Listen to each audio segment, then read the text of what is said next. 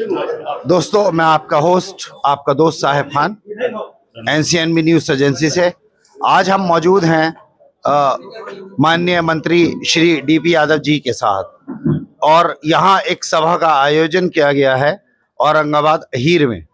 तो उसके बारे में थोड़ा सा मैं चाहूँगा कि मंत्री जी उसके ऊपर थोड़ी सी कुछ कहें, थोड़ी रोशनी डालें।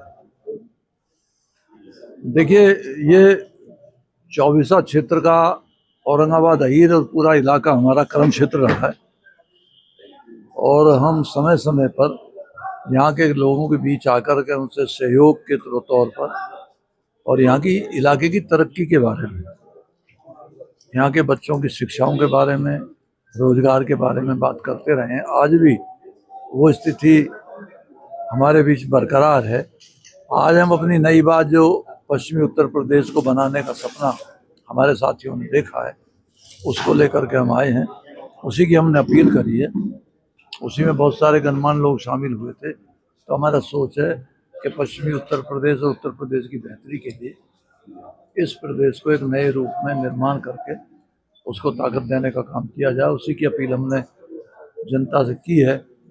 मेरे साथ में चौधरी वीरेंद्र सिंह हरियाणा सर छोटूराम और संजीव बालियान मुजफ्फरनगर, जनरल अहलावत, कर्नल सुधीर, सतपाल यादव और हमारे और दूसरे प्रमुख, यहाँ के प्रमुख सभी साथी शामिल हुए।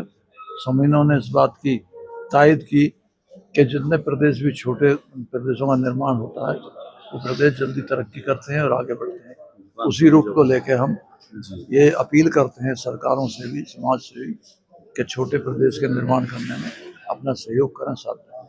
जी, इसी पे मैं ये सबसे पहले आपको बधाई देना चाहूँगा इस बात की कि आपने जो है बैक टू द पवेलियन आप आए हैं और बहुत अच्छा लगा है इस चीज़ को देख करके, क्योंकि हिस्ट्री तो हम सब मतलब मैं तो बच्चा था लेकिन बहुत कुछ पढ़ा आपके बारे में, आपकी किताबें पढ़ी तो उससे जाना। पहली बार आपसे मिल रहा हूँ तो बड़ा अच्छा मुझे लग रहा है जी, बहुत अच्छा लग रहा है। बाबा की जब भी बोली जाती है। तो मैं ये कहना चाहूँगा कि अपनी साइड से कि एक दौर आया और वो बीच में चला गया।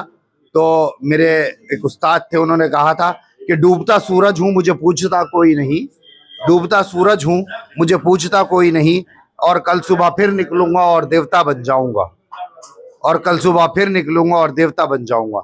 इसी के साथ मैं सभी का धन्यवाद करूंगा, खासतौर से मंत्री जी का कि उन्होंने अपने कीमती समय से हमें दिया। आपका और आपका साहिब खान। इसमें मेरा कोई स्वार्थ नहीं है। मुझसे तो अगर आप आदेश दे दोगे कि इस लड़ाई को लड़ने के बाद या पहले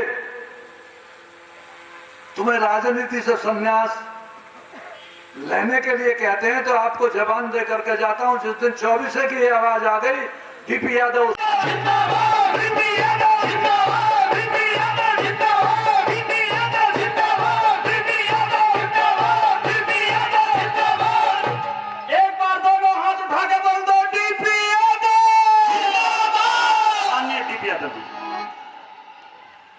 बहुत बहुत धन्यवाद दोस्तों।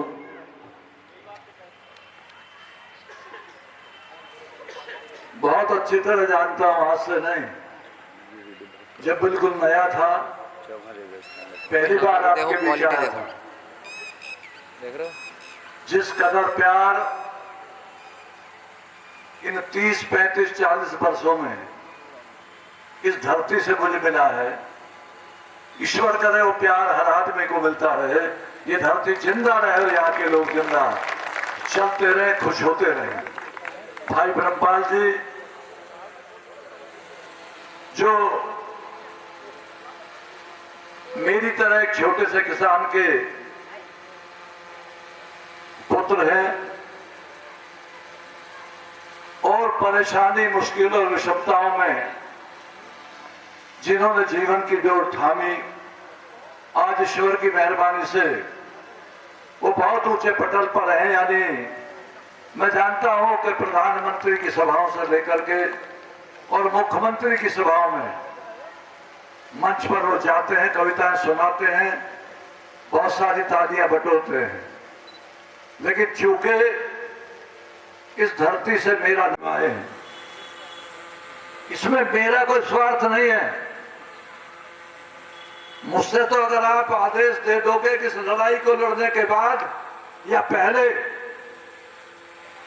तुम्हें राजनीति से संन्यास लेने के लिए कहते हैं तो आपको जबान दे करके जाता हूं। जिस दिन 24 की आवाज आ गई, डीपी यादव का आघात था कि मुझे समझ नहीं आया कि अब क्या किया जाए।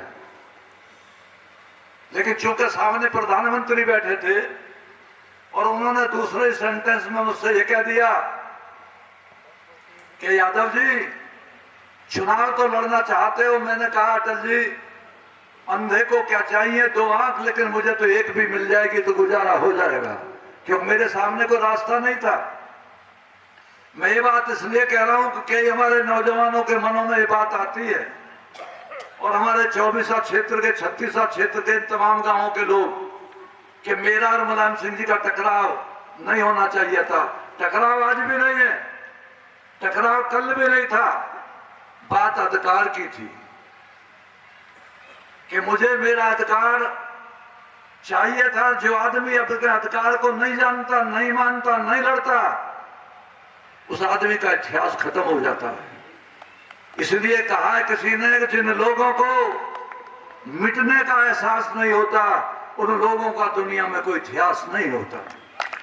इसलिए मजबूरी आकर के, खैर वो बात बहुत पीछे की है, जिक्र इसलिए आ गया कि जबान पे वो शब्द आ गए।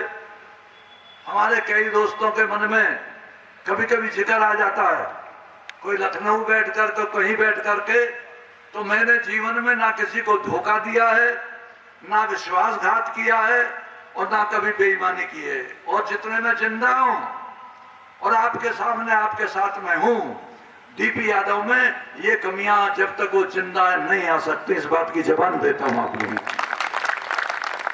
मैं तो आपके बीच, उत्तर प्रदेश के बीच काम करने आया हूं और इसी नए काम को, इसकी इबारत को लिखने के लिए, इसको परिभाषा देने के लिए अपने तमाम साथियों के साथ, जनरल अहलावत जी भी हैं, कर्नल सुधीर जी भी हैं, सतपाल यादव जी भी हैं, डीके त्यागी जी भी हैं, हमारे एरिया के तमाम प्रमुख भी यही हैं, बुलंदशहर के दूसरे लोग भी यही हैं, भाई नूर कुरैशी जी भी यही हैं, और सिसोदिया जी, नागर जी, आनंद यादव साहब, ये तो तमाम लोग हैं ही जो हमारे साथी हैं। और मैं साथी किसको कहूं? आप तमाम लोग भी तो मेरे साथी हो, मेरे रहनुमा हो। कोई बुजुर्ग है, कोई नौजवान है, कोई छोटा है, कोई बड़ा है।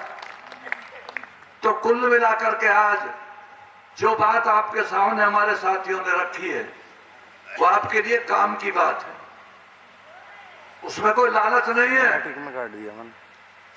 वो आपके क्षेत्र को, आपके परिवार को, आपके नौजवान बच्चों को ताकत देने वाली बात है। हमें पूर्वांचल वालों से कोई शिकायत नहीं,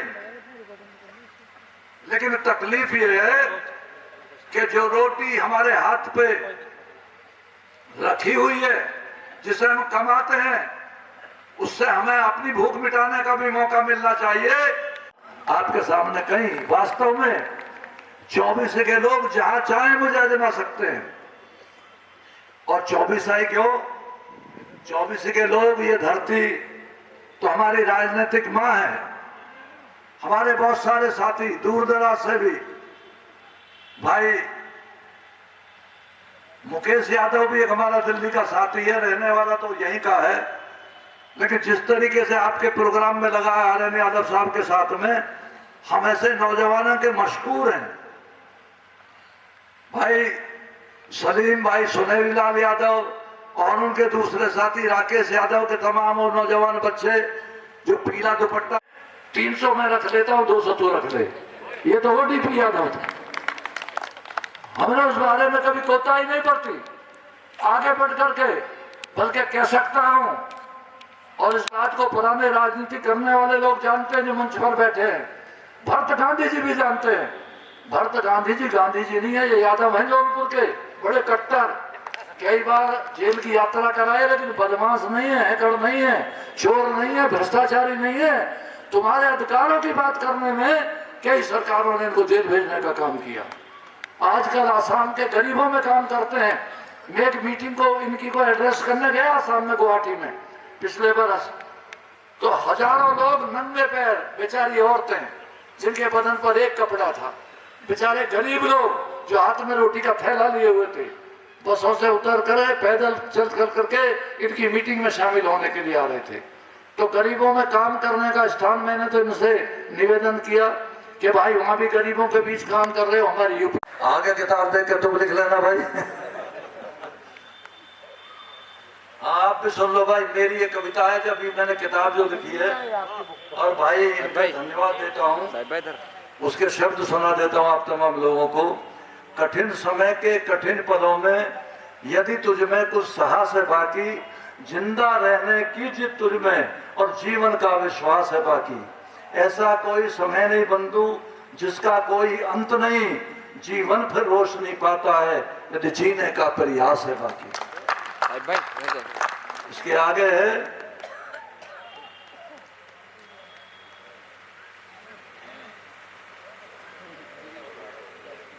कठिन समय के अंतराल में ऐसे भी क्षण आते रहते हैं, दिल दिमाग जब थम जाता है बस जीवन का आभास है बाकी। देख क्षितिज पर फैली रोशनी, देख क्षितिज पर फैली रोशनी, सुबह का सूरज फिर निकलेगा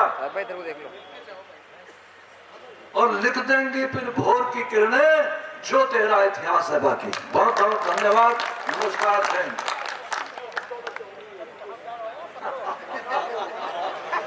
ये पत्रकार बंधु बैठ के सुनाओ ना, फिर कभी आराम से। में क्यों नहीं होती, कभी मंदिर पर बैठते हैं, कभी मस्जिद पर बैठते हैं, क्या बात।